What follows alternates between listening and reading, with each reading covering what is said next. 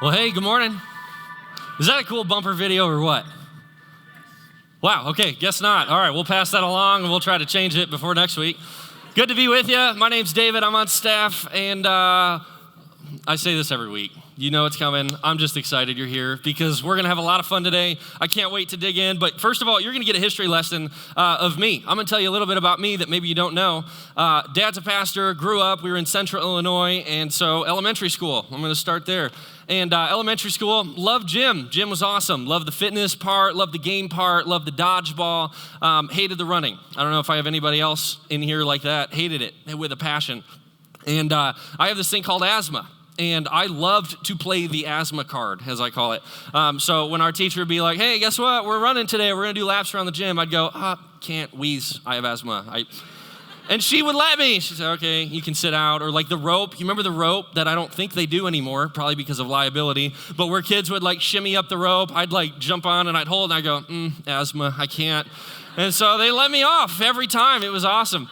So I hit fourth grade, and my family moved. My dad got a different position as a pastor, and so we went from Central Illinois to Chicago. We were Chicago suburbs, and I remember my first day, it was first hour gym class, fourth grade. This is when gym was ruined for me forever. I walked in, and everybody was wearing the same shorts and t-shirt, like they had uniforms for gym. And I just went, uh-oh, they take this way too seriously. Because fourth grade, keep in mind, fourth grade, we had a change in the locker room. I was so embarrassed. I was like, I'm going to go do it in the stall. You know, I was this bashful kid. So here we are, and my least favorite day of the year, bar none, all throughout elementary, high school, it doesn't matter, was the day that we would all line up as a class at the door, and we would walk outside, and we would go, here. Anybody else? Worst day of your life? So we walked out, we took the ride, and I just got gut rot. I mean, I'm like, I'm going to be slow, and I'm going to wheeze, as we all know. And I just hate running, and I hate the mile, and I never look good when I do it. And so I was like, well, good thing I brought my asthma card today. And she, our gym teacher lined everybody up on the start line, and she's like, all right, here we go. Everybody line up, faster ones. You guys can move towards the front. And I went, I know where I'm going. Right to the back. And I just actually went up to her, and I was like, forgot, and so, hey, I know I'm new. I haven't talked to you about this yet, but I actually have asthma, and so I can't run the mile. And she looked at me, and she said, I have asthma. Get on the line. And I went, what? I mean, my whole world had just shattered because it was way easier to have asthma and not do anything than to run the mile.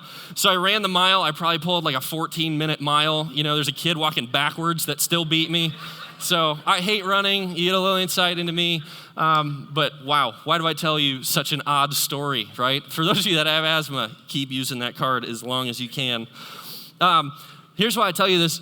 This gym teacher, her name is Mrs. Schneider-Morris, okay? And I came to love her. I didn't love her at the beginning, okay, for obvious reasons. Her son was a Marine. I mean, he used to like crank push-ups in the morning before we showed up. He's like, yeah, this morning I did 200 with my legs straight out. I went, I can't do 2. And you did 200, I mean, so Mrs. Schneider-Morris, his mom, okay? So just give an idea of Mrs. Schneider-Morris. She was the first person that I had ever met who didn't let me use an obstacle in my life as a roadblock or an excuse. That here's the thing, my whole life, here's something that's harder for me. Here's a challenge for me. This makes it uncomfortable for me. My entire life, I had pulled out the excuse card and I went, bam, I can't do what you're asking me to do. And everybody had let me off the hook until her. And she went, guess what? I have the same obstacle, and I am proof that you can overcome that. So get on the line and start running, and we'll make you better. Did I love the mile? No, nothing changed. I still hate it. I still don't run. But I tell you that story because I want you to think about, is there anything in your life that you use, you kind of keep it in your back pocket, and you use it when you have to, and you go, hey, here's a disability that I have. I'm not a good reader, or I didn't grow up in the church. I don't really know much about God, or, this is just something that holds me back. And so I often just use this as an excuse instead of seeing it as an opportunity to overcome an obstacle. So it leads us to this week, and we're talking through this series called Unexpected. Unexpected. This is why I love this bumper video so much that most of you don't, obviously. But this video outlines like all these different miracles that happened in the Gospels. And so there's miracles with fish, and there's miracles with food, and there's miracles with healings, and all sorts. And we highlight a bunch of those in the video, which is why it's so cool to me. But we're jumping in. And so if you have a Bible, I'm going to ask you, pull out your Bible right now. If you have a phone, pull out your phone. If you have a hard copy or like a physical copy, pull that out and turn to John 5. We're going to be in John chapter 5. It's the gospel. It's a little bit more than halfway through it. But we're going to follow the life of Jesus for a little bit this morning. And Jesus is going to walk us through, or we're going to walk with Jesus through a particular miracle that he did. This one's so fun. John 5, starting with verse 1, says this: "Sometime later, Jesus went up to Jerusalem for one of the Jewish festivals. Now there is in Jerusalem near the sheep gate a pool, which in Aramaic is called Bethesda, and which is surrounded by 5 covered colonnades. Here a great number of disabled people used to lie: the blind, the lame, and the paralyzed." And so here's the thing. It outlines a little bit, like sets up our location of where we're going. So it mentions, first of all, the sheep gate. Let me show you a picture of the sheep gate. It looks like this. And the city of Jerusalem had a giant wall that went all around it. In fact, it still does today, I believe. And it has all these different gates all the way around. And different gates had different purposes. And so the sheep gate was the gate in which sheep would be outside of it. I'm going to show you another picture here in a second. Sheep would be outside of it, right around here, like this area, and they would take perfect lambs, perfect sheep for the sacrificial system, and they would enter through a specific gate. Imagine the smell for a second, okay? You got barn animals all right outside the gate. Is this a coveted gate to go in or enter through? Probably not. So here's what the text says. Here's what John shares with us. Is he says, outside the sheep gate, which we're going to go one more picture here. Outside the sheep gate, which is right around here. We're going to circle it for you. Here's the sheep gate, and then here's the pool of Bethesda. He sets up the scene, and just to give you a reference of like how big this pool is, this pool right here, pool of Bethesda on the bottom part of your screen, is the size of a football field. It's 20 feet deep. It's this huge area, and it had like a natural pool or like a natural spring that fed into this pool. And so the handicapped, the disabled, the crippled, the blind, all of them, people who just had some sort of physical or mental ailment would get dumped there. And that's where they would be. And so just imagine the scene where hundreds and hundreds and hundreds of people that are all surrounding this place that are just all together. And why would they be there? I mean, this is a fair question. Why would you put all of them in the same place, and why would they be located to the sheep gate, which is not the coveted gate, as we talked about? Why would they drop them off? Sometimes if you notice in your Bible as you read, there's a little marker that says like a note or an asterisk. And what this is saying is this note that I'm going to share with you was added after the fact. So it wasn't written by John, the original author, but a scribe who was writing it and just went, I want to add one more note so everybody knows why all these people were staying here. And this is what it says, John 5, verse 4. "From time to time, an angel of the Lord would come down and stir up the waters. The first one into the pool after each such disturbance would be cured of whatever disease they had." And so this was like myth. This is what they believed. And so all these people would be gathered around, and when that spring would stir, this is a natural occurrence. When the spring would stir and the waters would move, not being touched by anyone, what would they think? They would think an angel or a god or something would come and stir the waters. And so the first one into the water would be healed. Now, was that accurate? No. But this is what they believed. In fact, the god that they ascribed this to was a god called Asclepius. Asclepius, for those of you in like the medical world or have taken a ride in an ambulance or anything like that, you know, like the snake that they have on that like rod on the side of ambulances or hospitals or whatnot, that is actually a reference to the god, lowercase g, fake god Asclepius. And so this is something that has tracked. These people just believed that this God was involved in some sort of healing, and so they would wait for an opportunity. They would leave it up to chance, and imagine the race that would take place when, as soon as you see the water start rippling or bubbling or whatever, people would run in and try to get in and try to get healed. So Jesus is walking through John chapter 5, verse 5, and this is what happens. One who was there had been an invalid for 38 years, so he can't walk. When Jesus saw him lying there and learned that he had been in this condition for a long time, he asked him, "Do you want to get well?" Is that an odd question to anybody else but me? I mean, what's the answer? Duh. I'm here, aren't I?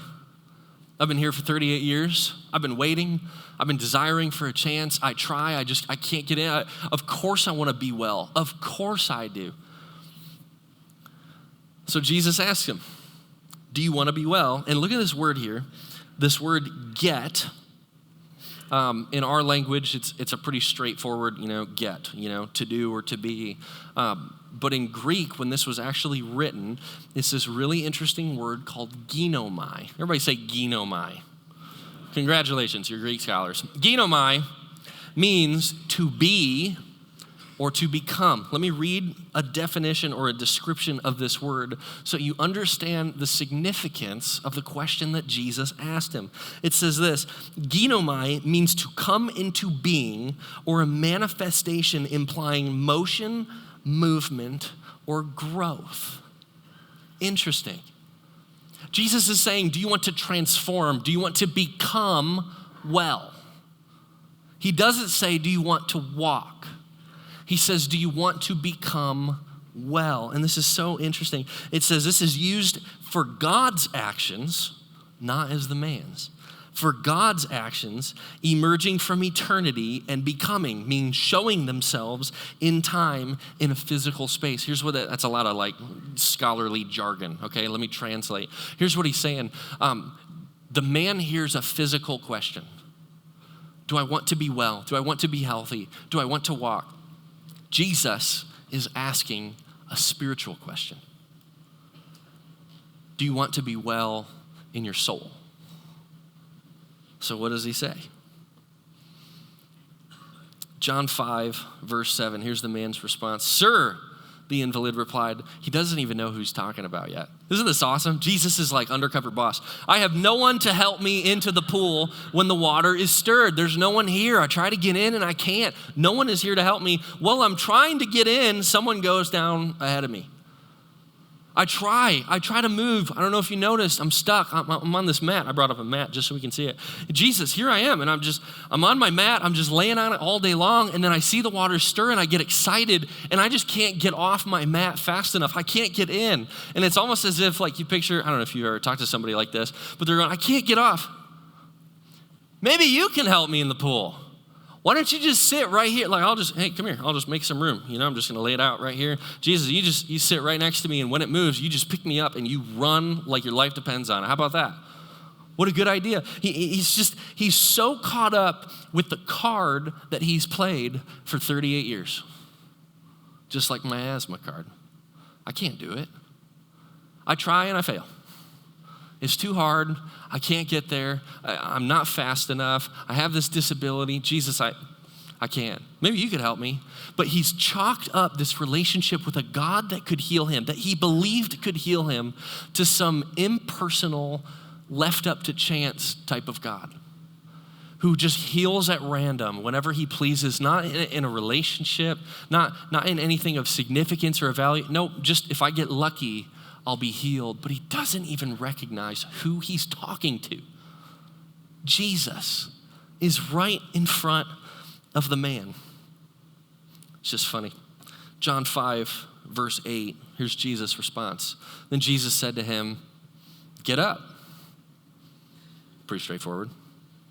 Get up, pick up your mat, and walk.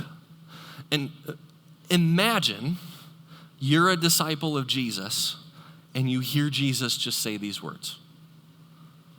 And maybe if you grew up at church, or you spent time in scriptures, or you read, you know that Jesus does a lot of miracles. But at this point, the only other healing type of miracle that is recorded in the Gospel of John is Jesus heals this noble man, this wealthier man's son from afar.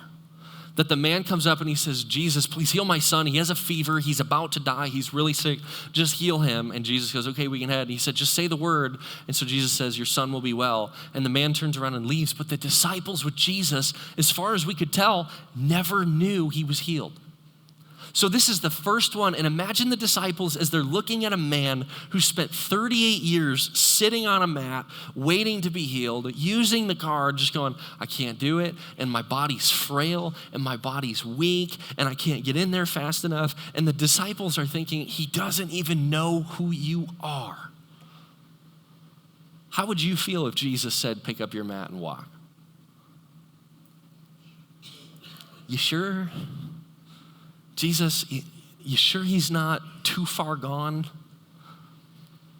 I'm not convinced he has a chance. And you can almost picture Jesus looking back and saying, exactly. So he says, get up, pick up your mat, and walk. John 5:9 says this, at once the man was cured. He picked up his mat and walked. Think about the significance of this for a second. The mat that had carried the man for 38 years was now being carried by the man. Wow. And imagine the scene and the disciples and the confusion and those that are around, and they go, I know him. And what happened? He didn't get in the pool, and yet here he is, and he picks up his mat, and he starts walking, and just imagine, I want to say this over and over, imagine that you are a disciple of Jesus, and you just see this guy get up and walk and defy all odds, and Jesus just slips away into the crowd and disappears. What's going through your mind? Here's questions I would have. Why did he heal him? Why? Or maybe another question, maybe you might jump here. Why didn't he heal everybody else? There's hundreds all in this area. Why didn't Jesus just walk around and heal all of them and just restore all of them? And yet he chose the one who seemed so far gone and so far removed and had no chance, and he got up and he took his mat and he walked. Here's what I want to tell you. There's a purpose to everything that Jesus does. And there's a purpose to this miracle. Here's the deal. The purpose of a miracle is to reveal who Jesus is and what he's capable of. So I want to focus on both of those, but I'm going to focus on the second one first, what Jesus is capable of. Here's what's so funny. What's this guy's name? Did anybody catch it in the text? He doesn't have one. It's not that he doesn't have one. It's not shared with us. Why would that matter? The unnamed man is pretty easy to relate to for many of us. That a lot of us, just like I shared earlier, like this asthma card, a lot of us, when Jesus asks, if he would ask us, do you want to be well spiritually, we would have some sort of card and go, you don't understand what happened to me when I was younger. You don't understand what happened with my parents and how one of them left or how one of them abused me. You don't understand just the debilitation that I have to get through. You don't understand the pain that I've gone through.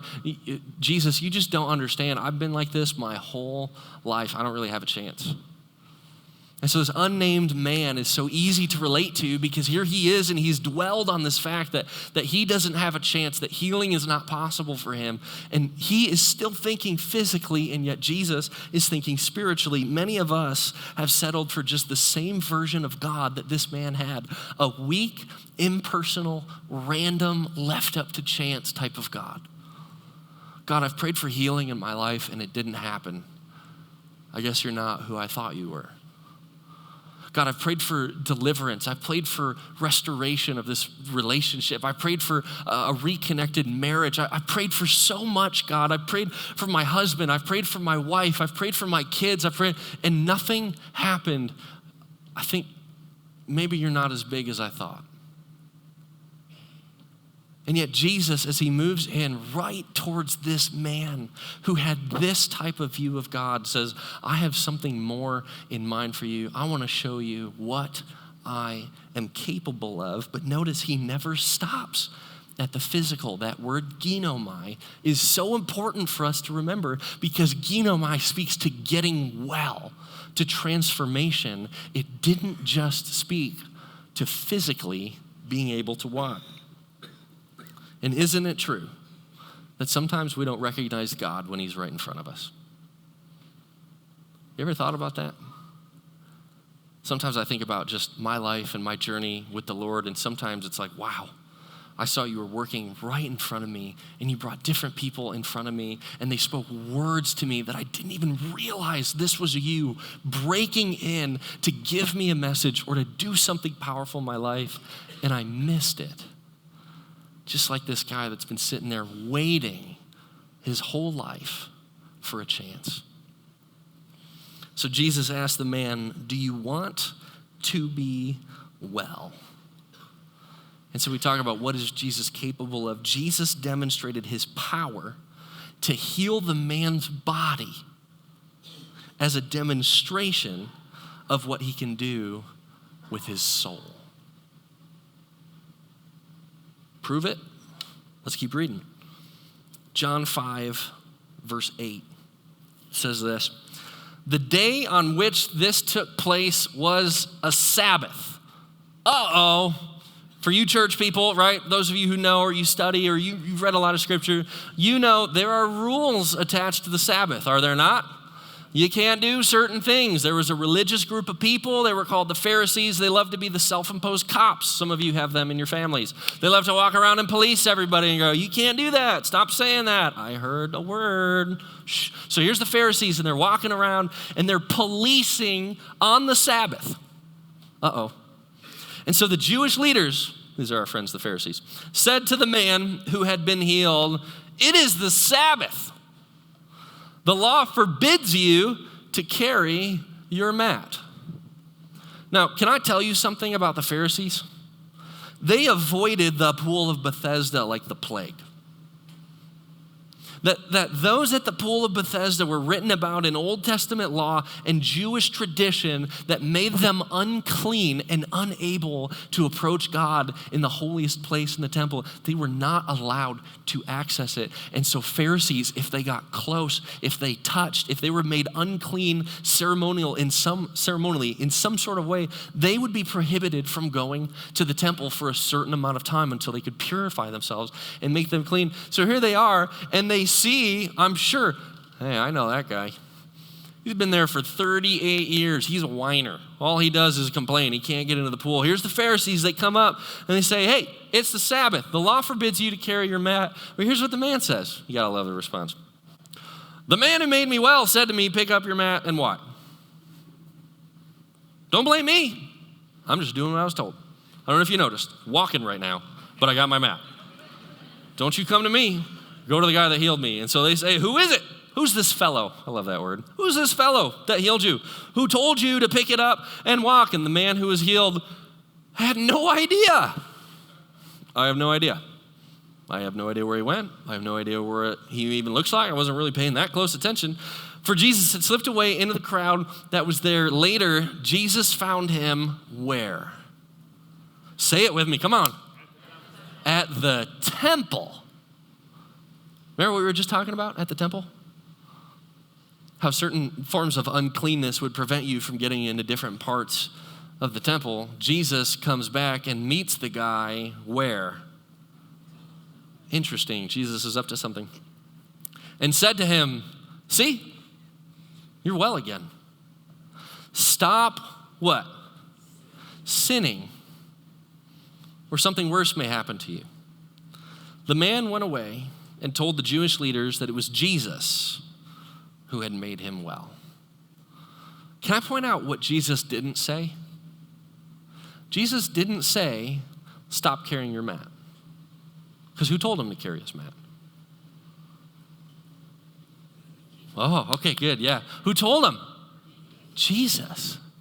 So Jesus, get that, this is so brilliant of Jesus. This healing, this miraculous healing that took place, the question Jesus asked, do you want to be well? Do you want your heart? Do you want your soul? Do you want your relationship with God to be well? But the man can't hear it because he's dwelling on what he's going through physically. And so Jesus says, I'm going to demonstrate my power to you. I'm going to heal you physically as a representation of what I can do for you spiritually. Now Jesus loops around. He finds him later and he says, hey, stop sinning. Is sinning a physical question or a heart question? Heart. He says, stop sinning or something worse might happen to you, as in a separation in your relationship with God. That the real God isn't some God called Asclepius that's left up to chance and random and impersonal. The real God is personal. The real God is me. I'm right in front of you, and I touched you, and I'm with you, and I talk to you. And the real God is so intentional and strategic about those he loves. The real God isn't random. So stop sinning, or something worse may happen to you. Jesus wants to see a transformation of this man. But the Pharisees couldn't see it. And here's my challenge to you today. Just find yourself in the story. Who do you align with most? Or who do you think, wow, maybe I'm more like them than not? Here's the thing. The Pharisees were so caught up with following the law down to a T that they couldn't see what was right in front of them. That when they see this man walking for the first time in 38 years carrying his mat, what they don't see is a miracle. What they see is a violation. And oftentimes in church, here's the scary part, or the sad part, is oftentimes a lot of us that attend church regularly or grew up attending church or whatever it is, we study, and we read so much, and we become so aware and so in tune with this that we forget who wrote it, and we forget what God is up to, and we forget the heart of what God desires to do in his people. And so sometimes we become so smart, we're dumb. Have you ever met a person like that? I had an 8th grade teacher. He was so smart, he made up a game. He took a history textbook and he said, here's the game. We're going to play this for the whole hour. Everybody gets a question. We'll go through it until we run out of time. Ask me any question about anything that you find in the book and I will give an answer for you. This guy was never wrong. You know how annoying that is? Never. He stumped the teacher was his game. This guy was brilliant. He couldn't remember where he parked his car every day if his life depended on it. He was so smart, he was dumb. Smart in the really, really big, detail type things, and yet on the most simple parts, he missed it. Is that possibly what's happening here in the story? Here's the Jewish Pharisees, the leaders, the church attenders, those who were trusted to share and steward God to the people, that they were so smart, they were dumb. And they couldn't see how God was working right in front of them. So here's the second thing I want to point out. The purpose of a miracle is to reveal who Jesus is. So who is he? How does he show us who he is in the story? If you have your Bibles, turn back or look at John 5, verse 2. I'll throw it up on the screen here for you. It says this, now there is in Jerusalem near the what?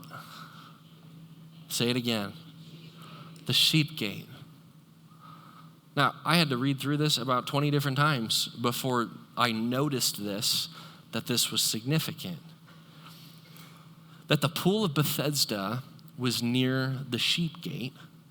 And I explained to you already what the significance of the sheep gate is. But here's the thing. It was used for sacrificial lambs for the forgiveness of sins.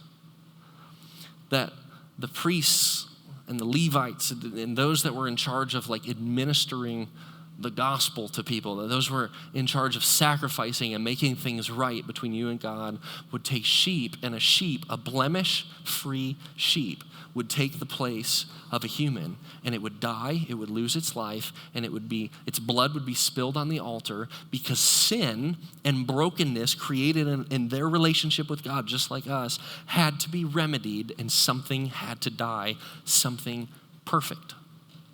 Something blemish-free. And so the sheep gate was used to usher in sheep after sheep after sheep after sheep for the forgiveness of the sins of the people. Which gate do you think Jesus entered to go into the temple after being at the pool of Bethesda? The sheep gate. And if you think I'm reading too much into this, check this out. This is John 10, starting in verse 7. It says this, therefore Jesus said again, very truly I tell you, I am the what? Gate for the sheep. That Jesus looks at the people that are there and he says, you guys need to understand, the sheep gate is a representation of me. That not only do I walk through the sheep gate, I am the sheep gate. That they would understand this is how it works, this is how the temple works, this is how you get close to God, is that when you've wronged someone or you've made a mistake or you've sinned or you've done anything like that, you must go through, and your sheep, the sacrifice, must go through the gate to get into the temple where it could be made right with God, where you could be made right with God through the sheep. Jesus is telling his disciples, I'm the sheep gate. All who have come before me are thieves and robbers. Anybody who tells you different is a liar. But the sheep have not listened to them. I am the gate. Whoever enters through me will be saved. They will come in and go out and find pasture. Let's keep reading. Then the thief comes only to steal and kill and destroy, but I have come that they may have life and have it to the full. I am the good shepherd. The good shepherd lays down his life for the sheep. The significance of the healing at the pool of Bethesda wasn't just to demonstrate the power of Jesus physically in this world, which is still alive and still active today. That God works through his disciples and part of his church to bring healing, not just spiritually, but physically. But the physical healing was always supposed to set them up for the spiritual healing that God really cared about. So Jesus says, I am the sheep gate. I am it. It's not just a metaphor, it's me, that if you want to go before the Father, and if you want to be made right, I am the sheep gate, I am the sheep, I'm the one that lays down his life for you, because you are my sheep. So here's the thing, I think a lot of us are either in one or the other category here. I think the first category is this, some people in here just need to know who Jesus is. That Jesus uses miracles and powerful, incredible ways, even physically, to set up for what he's doing spiritually.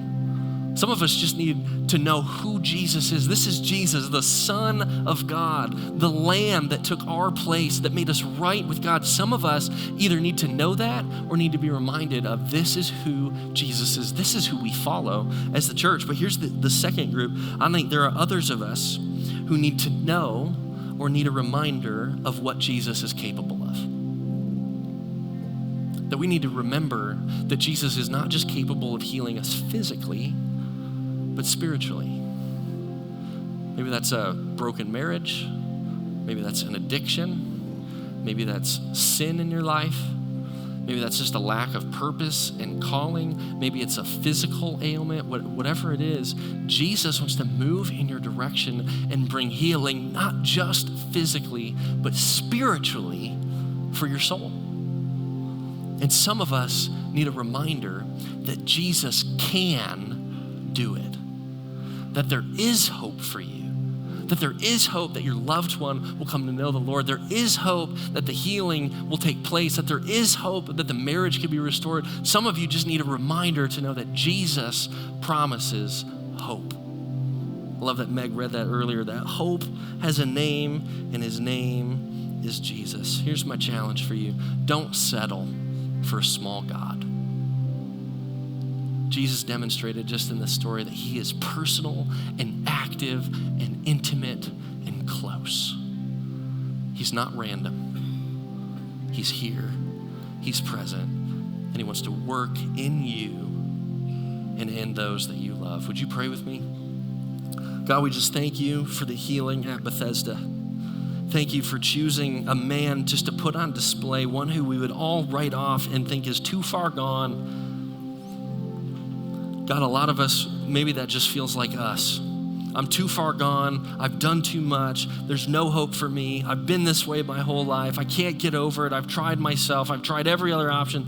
God, I just pray that you speak to this person right now, whoever it is in this room, and that you just remind them, I am so capable of conquering anything that holds you back.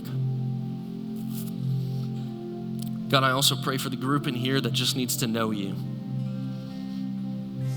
God, we just thank you that you are the good shepherd who loves his sheep, us, who lays down his life for us so that we might be made right with God. We thank you for who you are. We love you for who you are. We just pray that you would continue to move in us and through us in a powerful way that gives you glory. We love you and pray this in Jesus' name.